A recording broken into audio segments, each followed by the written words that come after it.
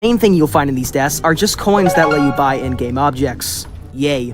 It's also worth noting that upon each playthrough, each room is randomized, preventing each playthrough from being the same as the last, which is also pretty nice too. So what's the gameplay like? Well, as I've said before, the game has you go through each room, opening door to door, and yeah, so as it turns out, there isn't really anything outside of the gameplay other than just opening doors. So after going through hell and back to open each room, once you open door 100, you have to unlock an elevator while the spooky man looks around. Once you get a key and turn on the power, you can finally get in the elevator and leave. And yeah, that's basically it.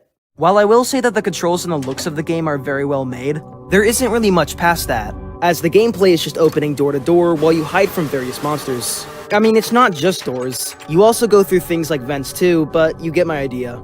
I mean, at least it was better than some other titles. Like I said, it's very clear that there was some actual effort put into this. And hey, this game is an alpha, so I guess it's bound to improve. So while I'm still not personally scared of it, it might as well be the closest thing to the scariest game on Roblox, since a lot of people seem to agree. Try to be scary. So the next game I'll be playing is Survive SpongeBob the Killer. Now before I start, I know but I figure I talk about this side of the games because they're everywhere. What is it? Well, according to its description, the game says, SpongeBob the Killer is now at my own game. This game is fun, have free gear, skins, and everything new. Halloween update, join now. What? Another interesting piece of trivia is that the game got created last year, and yet it was updated not too long ago in August. And the thumbnail is just straight up a default Roblox picture. Seems that we're gonna have to go into the game itself to get any information. And after that, the gameplay was just basically the exact same as every other Survive the Killer game. So what's the deal with Survive the Blank?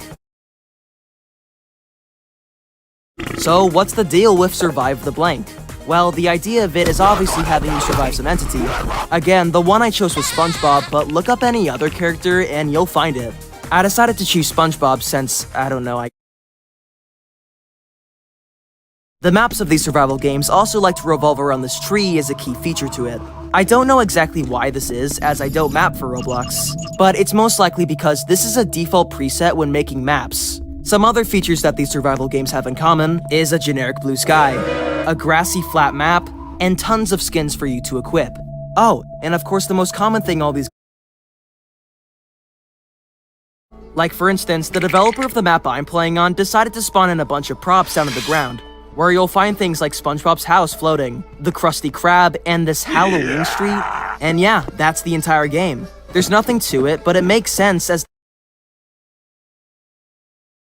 In fact, let's actually go to different SpongeBob the Killer games and see what they have to offer. However, spawning in, it actually just led me to a tycoon, so I left shortly afterwards.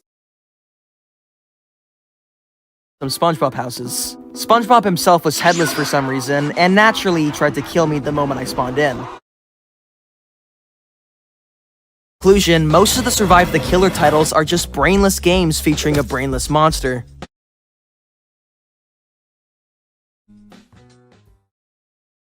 The next game we'll be playing is the Horror Mansion, which unsurprisingly puts you inside of a mansion and has you hide from spooky monsters.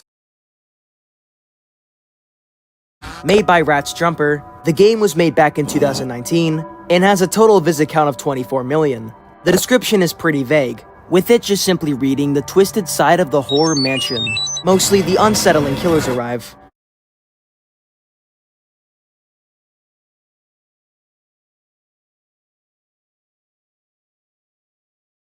I don't know what that means, but let's just play it. Basically, the premise of the game is that over time, various monsters spawn in, and you have to hide from them for a certain period of time. These monsters range from creatures like Lost Silver, Ravager, or even SCP-096, though they all behave in the same way. As for equipment, you are given a flashlight, and that's about it. Because the main problem with this game is that the monster's AI is broken. Really broken. For whatever reason, the behavior of the monsters are dumb, in that they'll chase players even if there's something blocking the way. These objects mostly consist of things like walls, windows, and doors. Because of this, the meta for every single round is managing to get the monster stuck, which is surprisingly easy, making the game not about actually surviving, and instead it's just brainless popcorn gameplay, as everyone stands around. Sometimes they're even in the ceiling too, like what? Even if the monster's AI wasn't broken, there's still another huge problem with the game, in that you don't actually die exactly. Eventually, I actually managed to get around where the monster wasn't stuck, and managed to kill me and a bunch of other people. But then we just respawned after we died. So what's the point? Naturally, with most games like these, the monster would usually kill you and you would have to wait out spectating until the round ends. But not here though. Once the monster kills you, you just respawn like nothing happened, making the game even more brainless as there's no longer an incentive to hide if you can just respawn endlessly. Of course, this does mean you'll miss out on the one reward this game gives you, a survival counter. But in my experience, even if I survived the monster without dying, I still somehow didn't survive since the counter didn't go up. So like, what's the point? How impact as you could just respawn. And even if you survived, the counter might be glitched and wouldn't count you in. So this game is doomed to just being a terrible glitchy mess.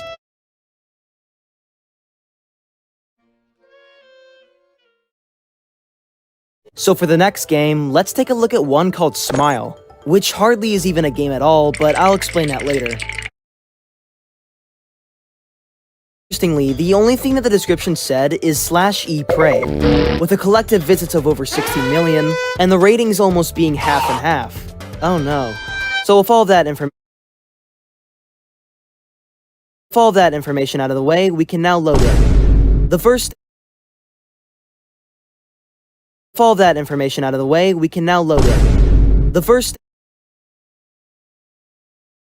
in chambers of incoherent textures. But if that sounds scary to you, trust me, the game doesn't do much with these ideas. In this floating room right here, you naturally have to jump on each piece in order to, well, not fall.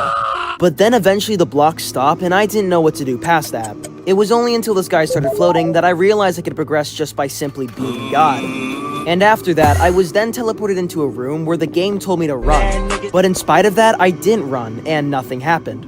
There was nothing chasing me, so I don't know why it's telling me to run. Next area. But where is it? Is it over here by this ritual thing? No. Is it somewhere over here by these pillars? No. Do I have to end up going back? No, you don't. I thought I was stupid and not figuring out where to go, but thankfully it seemed as though everyone else was confused. It was only until I saw this figure that it clicked for me. In order to progress, you had to slip through the cracks of these stairs and somehow end up no-clipping into a wall. Excellent game design. And once you go through this room, you are teleported all the way back from where you started. And that was the entire game. Wait, what? What was the objective? What was the purpose of going through all these rooms? Spooky Trevor Henderson monsters. Looking at the ratings, it appears that exactly 1/4 of the votes said they didn't like it, which will soon make sense. And the description just simply states this game is in beta and lists off the monsters. So, but then when I rejoined into another match, the doors did actually open. So I don't know what that was all about. The monsters in this game are interesting to say the least. They don't particularly have the best pathfinding, and will more often than not get stuck on most things. But not only that, they also have a huge load of health. Again, that's about it. And in the starting area is this really cubic cave that 90% of the players were in. So what's the point of most of the map? And as for the map, there doesn't actually appear to be a goal really, since at the very end of the map is a city that doesn't harbor anything. Further behind, there's a forest with a couple of watchtowers, but again, that's about it. And in the starting area is this really cubic cave that 90% of the players were in. So what's the point of most of the map? And yeah, that's about it. To conclude, this game gives you guns on unkillable enemies, and puts you in a huge open map with basically no objective. I mean, maybe this game will get better since at the moment it's in beta, But the last update this game got was over a year ago, so it doesn't look like this game will be changed anytime soon.